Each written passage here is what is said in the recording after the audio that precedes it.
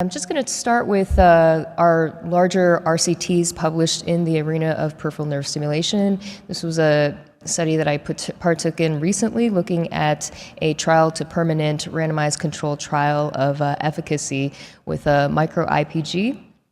In this study, this was a multi-center RCT covering 15 sites, looking at conventional medical management or peripheral nerve stimulation combined with medical management for a variety of different locations of pain, which we'll discuss in the next slide, covering areas such as low back, shoulder, knee, foot, and ankle, and basically patients who were randomized to peripheral nerve stimulation along with the conventional medical management.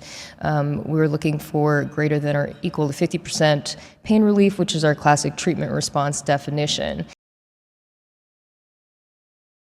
I wanted to talk a little bit about ECAPs because we've been hearing a lot about them, and wanted to go into some of the neurophysiology and other aspects of this. We'll talk about closing the loop and what that really means with the use of ECAPs, understanding the challenges to detecting them, and then figuring out how we can make this and or other options better.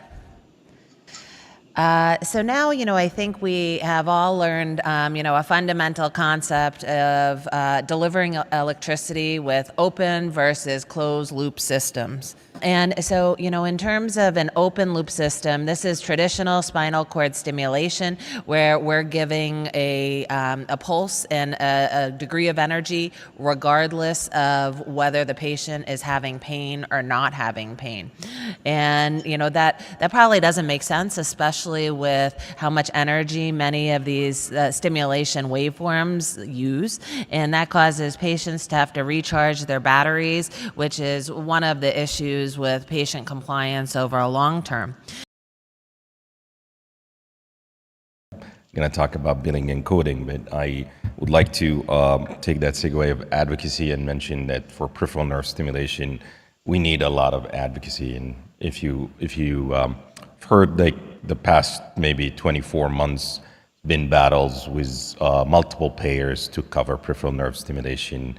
And we're grateful for multiple society and a lot of advocacy that help us win those battles. But for seeing the future, I think there's going to be much more battles towards neuromodulation. So, a great segue for Dr. Hayek lecture.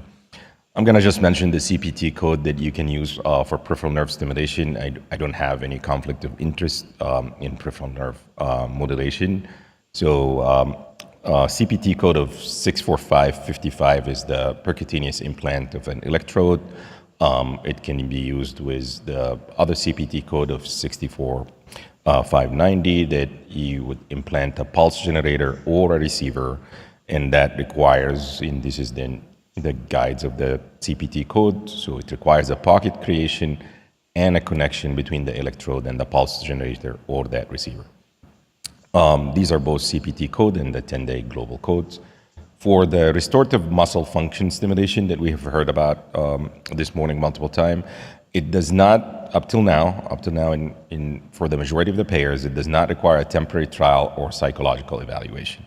And it's straightforward, like going in implant for that particular type of stimulation. It has to include ICD-10 diagnosis or inclusion of muscle wasting or atrophy that should be evident on physical exam. And up till now, I haven't seen specific criteria for evident in imaging, but that might be something that's coming in the future.